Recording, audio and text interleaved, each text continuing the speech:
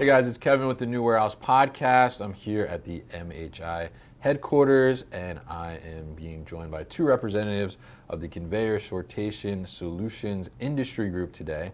And today we're going to talk about deep freezers and we're going to talk about some of the equipment and technology that can go into them and what's possible with those as well. So I'm going to be joined by Matt Rivenbark, and he is the VP of Sales and Marketing at Gebhardt Intralogistics, and also Steve Wilson, who's Account Executive over at Slate River Systems, also known as SRSI for short as well. So gentlemen, welcome. Thanks for joining me today. How are you? Good. Thanks for having us. Thank you. Absolutely. Happy to talk about this conversation. Cool conversation, we could say, potentially. Sorry, couldn't resist. But so why don't we kick it off a little bit. Let's get just kind of high level definition of what a deep freeze facility is and tell us a little bit too about some of the complexities in that type of facility versus a regular ambient facility. It is what it says it is, right? So it's a frozen environment, which is incredibly difficult to number one, staff. I mean, it's not the easiest thing to get somebody to say, hey, come work for me in my -20 freezer picking ice cream. It's just a very difficult work conditions, not just for the people, but also for the equipment itself, right? You got to do a lot of upgrades to the equipment to make sure that it's, working and not freezing in that temperature. So it's just an incredibly difficult thing to manage, both from a material handling equipment perspective, but also a personnel perspective. Yeah, and I think it's definitely challenging. I mean, I've been in a deep freezer before, and it is mighty cold, absolutely. And I see people working in there, and I think, obviously, kudos to them and hat tip to them that are in that environment working every day. But when we look at those complexities, right, and we talk about, obviously, no one really ideally wants to be in that type of temperature environment. So, we try to be as hands-off as possible there. So if we look at, some of the equipment, you mentioned in there a little bit about the equipment, but the equipment and automation in general, I mean, are we seeing applications where, we can truly get these human hands off and out of the freezer? When you look at just conveyance inside, the way technology has advanced over the last, let's call it 10, 15 years, right? Being able to go into a deep freeze, take product in from a loading dock, convey it in through some roll-up doors, a little vestibule, and then take it into a deep freezer for storage, and then using ASRS or cranes to pick and place product and then deliver it back out to keep your workforce out of that deep freeze area is key. I mean, if you look at regulations out there right now, the workforce can't even be in a freezer 8 hours. Mm-hmm. It's just it's not legal.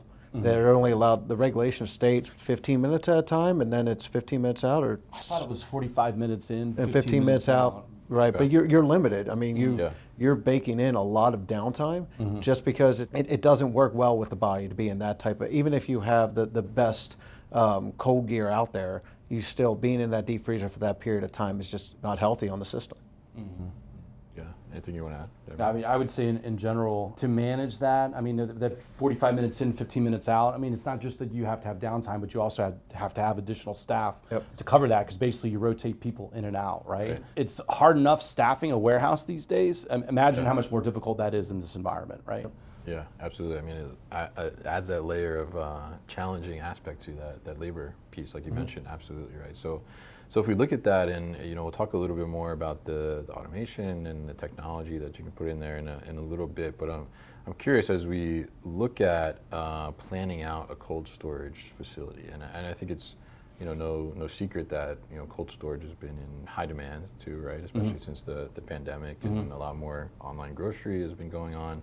And things of that nature. So, what are some of the crucial elements when you're planning out those facilities to have that balance, for the labor on one point, and then also from an equipment perspective, what are some of those crucial elements to really plan out a facility the right way?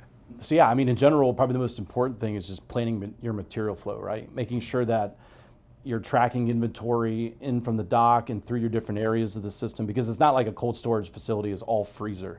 I mean, typically there's, the dock area is going to be chilled. Your freezer area is going to be freezer. You can have different temperature zones within that. Like you can have 0 degrees, -10, -20 for things like ice cream. So it's making sure you plan your material flow in a way that makes sense from your temperature zones, and crossing between those zones is absolutely critical. And you also have to understand the equipment type, because as you have different zones, you have different temperature areas, there's different pieces of MHE equipment that work in different environments and don't work in others. If you look at AMR technology, it's a great technology, it works great in ambient. You can't use those in freezers. It just does not work. That technology is not there yet. So you have to understand how that setup is in order to plan the technology and actually plan your warehouse out properly. Right, and following along with that, I think density is a huge thing to consider when you're doing a cold store. Obviously, if you have a lot of unused space that's just there, you have to pay to cool that, right? Right. And so making sure your product is as dense as possible.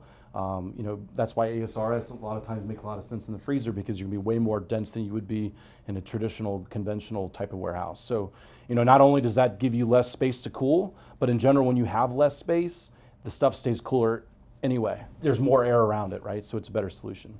Yeah, absolutely. And I think that density makes a lot of sense there, because like you said, if you have empty space, like in ambient, it's just like, well, it's just space there, right? But in this, you're paying so much more to keep that space cold and just keep it cold air, basically. And then Right. if it's not being utilized, right? So I think in that regard, when we look at cold storage, one of the top factors, right, is kind of the energy cost around it, right? 100%. To keep these things cold, it takes a lot of energy to be able to do that, right? We know when our parents tell us not to leave the refrigerator open, right? Imagine that, extrapolate it how many times, right? Exactly. The two most expensive things they have yeah. in a cold storage warehouse are the people and the energy to cool. Yeah, absolutely. So those are two biggest expenses. Definitely. So tell us a little bit about, how do you go about keeping that energy cost to a minimum? I mean, it's a necessary thing, that cost, because you have to keep it cold, right? But how do you start to minimize that cost factor? Right. So I would say number one, the density. Number two is making sure your transition between temperature zones is as airtight as possible. So a lot of times they use what they call like vestibule doors. So basically the product is loaded onto a conveyor. It comes up to the door opens, the product is conveyed into that vestibule. It then closes the door to the chilled space, and then it opens the door to the freezer and then pushes the pallet in there. So you're creating that that buffer zone to make sure that you're losing as little of that cold environment into the chilled environment as you can. It also helps reduce some of the condensation that you find inside some of the facilities, and that condensation plays a part with the MHE equipment that you have in there. So the more you can reduce that, the better your equipment is going to function. 100%, man. Like with any electronics, the wetter it gets, the worse it functions. So. Yeah, absolutely. So I guess on that point there on the equipment as well, right? Because you mentioned earlier that AMRs can't function yet in a freezer type solution, right? That technology is not quite there. So tell us a little bit about, from that planning aspect, when you start to think about the equipment, I mean, how do you understand, I mean, is the equipment at a different level, which adds additional cost to be able to function and last long term too as well in that type of extreme environment? So sometimes with the conveyor, for example, you have different types of conveyor that can work in deep freezer, and they can just work in ambient. So it's really just understanding your temperature zones and planning it out accordingly. But I mean, in terms of some of the upgrades, I mean, like there's different grease and lubrication that you use in it. Those upgraded motors. Sometimes you have to enclose things in little heated containers to make sure that they're operating efficiently. I mean, there's a lot of stuff that you have to then upgrade, which to your point does add additional costs. But the benefit is then you're able to get a lot of these people out of the freezer, and so the cost is usually a pretty good ROI. Yep.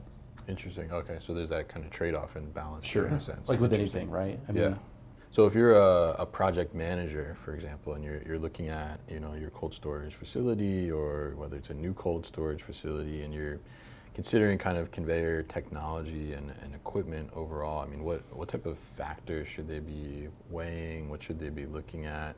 Not just the price at the end of the day, right? But like you said, those trade-offs as well. How do you kind of take account for everything that surrounds that to be able to get the right solution in there? I would say the easy answer is make sure you're working with somebody who's got proof that they've done this in a freezer, right? If they have proof of concept in the market, usually you can trust that they say they're going to do what they say they're going to do. So I think that's probably priority number one. Yeah, the R&D is not something that you want to try on a No. new cold storage or even an existing one if you're trying to add to it. Go with the proven technologies that are out there. And there's a lot of good proven technologies out there in the conveyor world. You know, Gebhardt's a great brand to take inside the freezer. It's in there now. It works. Stick with what works. It's not the time that you want to try playing around with something new. No, it's not the place to be guinea pig for sure.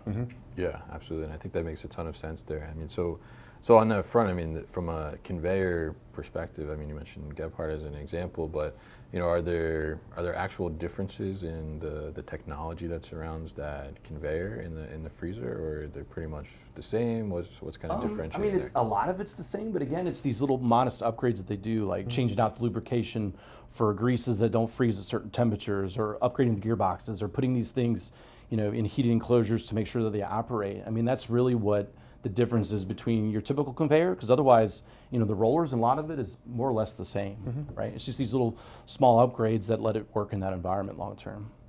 There's a lot of different conveyor companies out there that do very well as far as conveyors as an overall concept and a function. And technically, they're very similar. But when you're going into cold storage, when you're going into the freezer, it's very important that you're working with a company, you're working with a provider that's giving you a solution, that's spent the time and the engineering resources to put the quality pieces in place. The lubricant, I mean, you know, there's different types of Loctite that you can put on different components, you know, or different screws and bolts, right? That makes a difference. Some of that doesn't work in a freezer, and some does.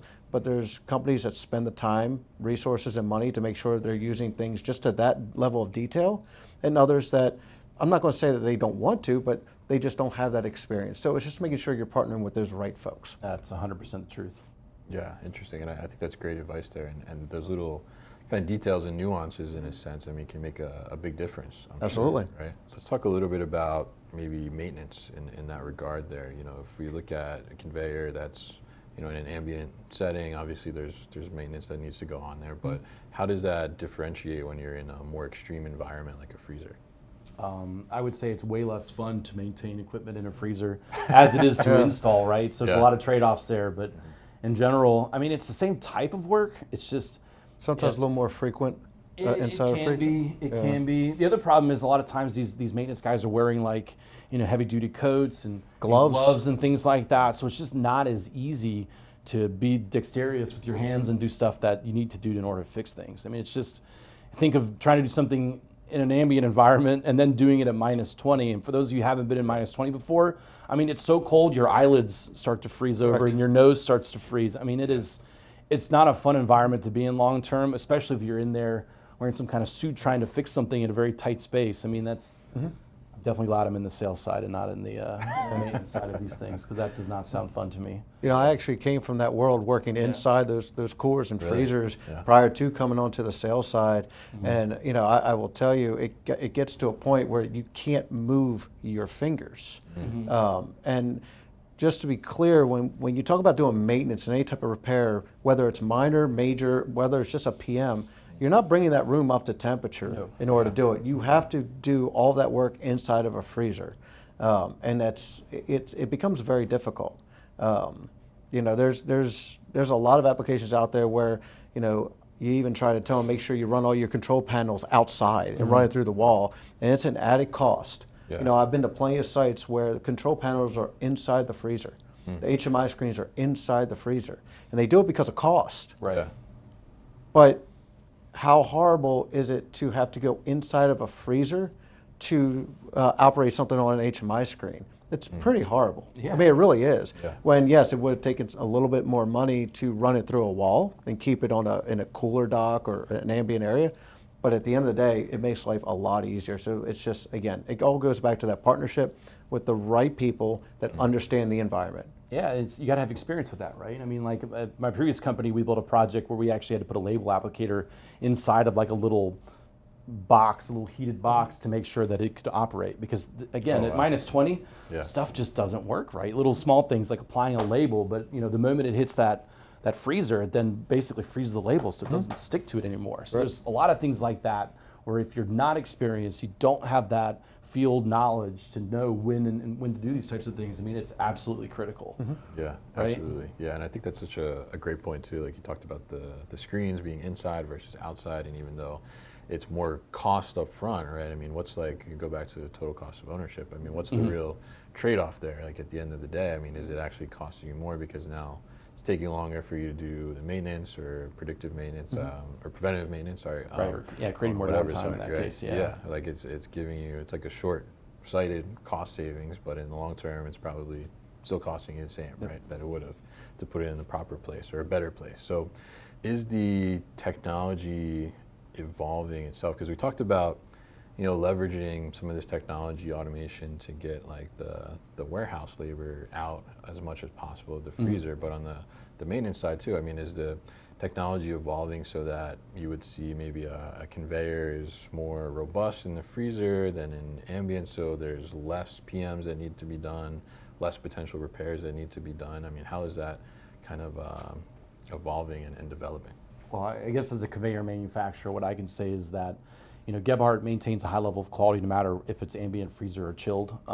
I don't think there's anything we do specifically to upgrade the quality per se of the conveyor solutions. Again, we just kind of add these little upgrades that make the technology work in the freezer. I'll add by saying, you know, you're seeing a lot of innovation in the predictive maintenance part of this field.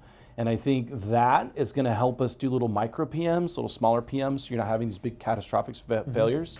So you're not having to go in there for long periods of time and fix big things, but more or less, you know, you're outside of this, you've got your little tablet or maintenance screen or whatever that's showing you, you know, what I need to fix on what day and when, right? Based on the number of cycles, or, you know, if that diode or anything is showing some kind of higher temperature or lower temperature or something that's not normal.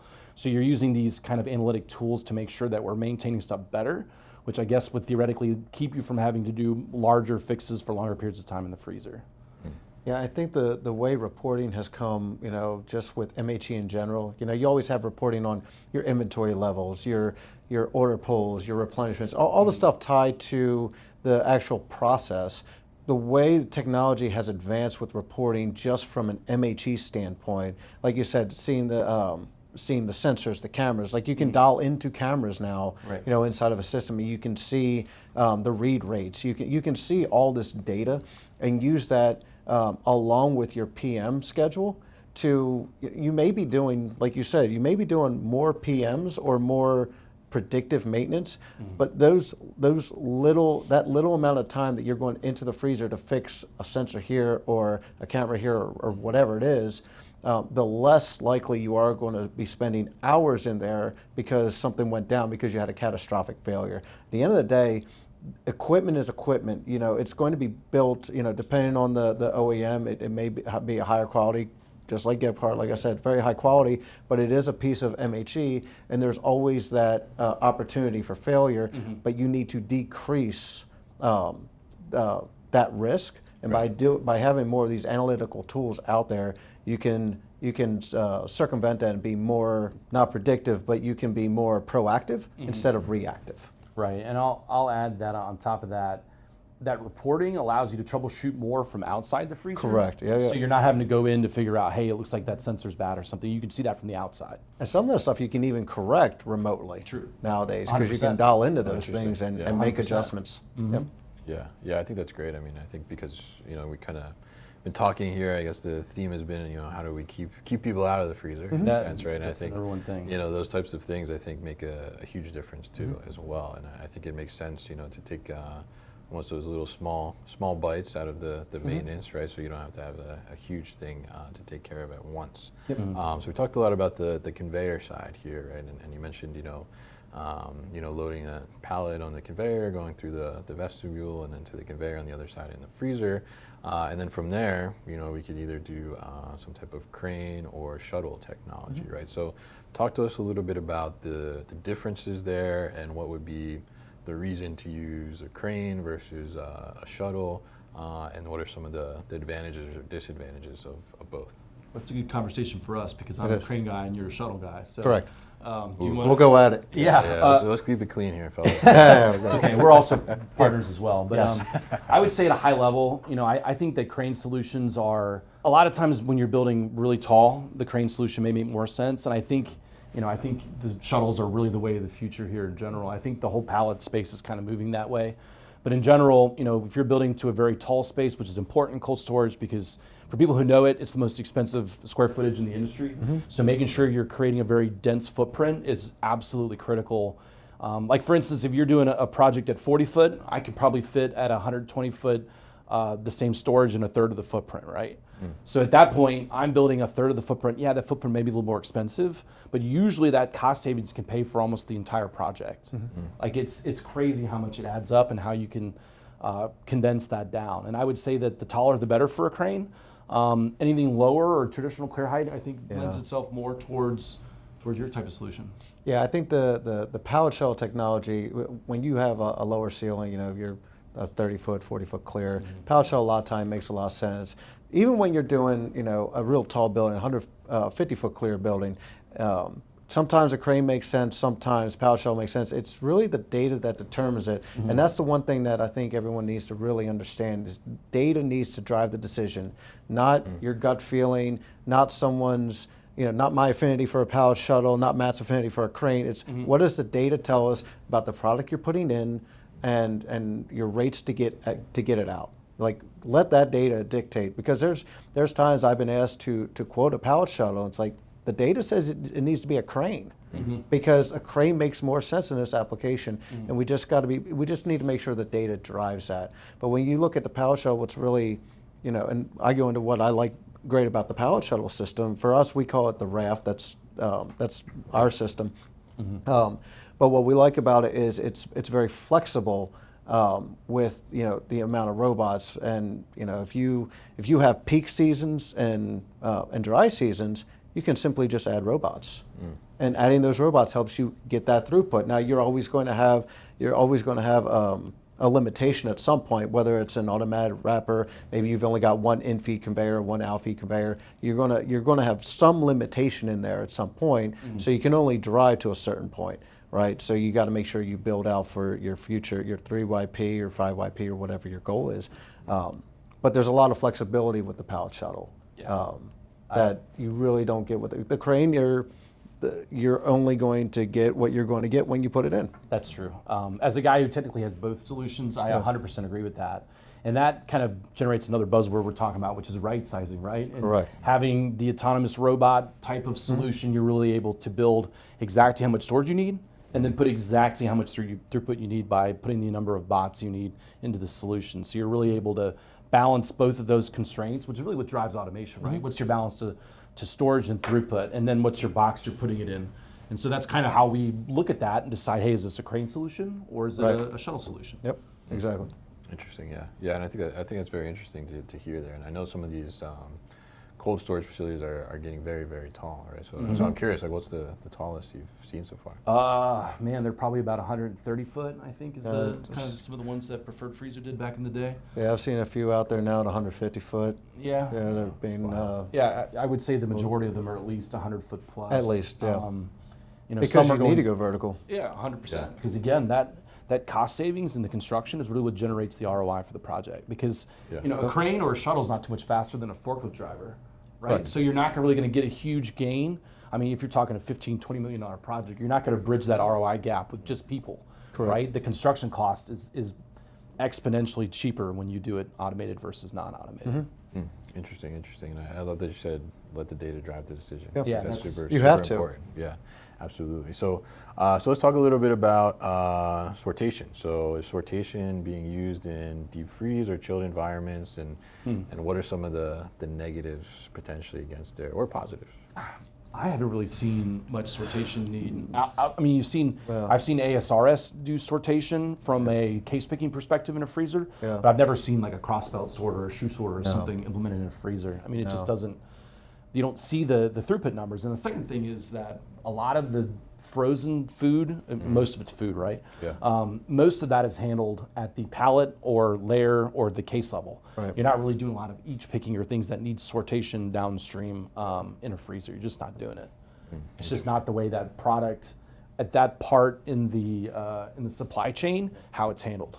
It costs too much money to do deep freeze at the case, just at a case level and case storage for really. I mean, everything is, you blast freeze it at the pallet level and then you store the pallet. You may pull the pallet out and pick a few cases on it and put it back, but I don't see that happening really on any type of conveyance. Yeah, there's so little need for any kind of e-commerce. I mean, no one is ordering. I mean, yeah, there's a boutique like Beyonce ice cream that I think you can get that they ship it to you in a little frozen container. But to your point, the point of sale for that is still at a grocery store. And to get to a grocery store, they're not shipping one carton of ice cream. They're just not doing it. So from a downstream cost perspective of shipping, it's just not economical to ship it at that level where it's required to be moved at like a sortation type of speed. Yeah. Interesting. I didn't know Beyonce had an ice cream, actually. I can't remember the name of it. I saw it recently as a trade show, I think.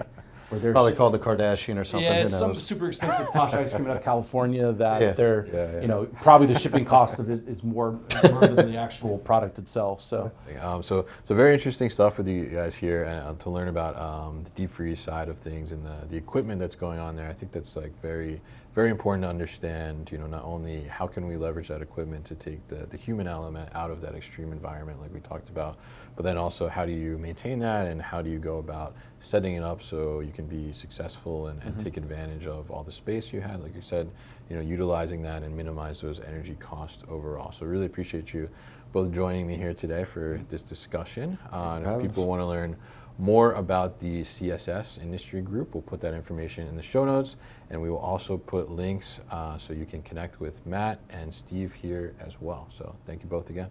yeah, thank you. Thanks for having us.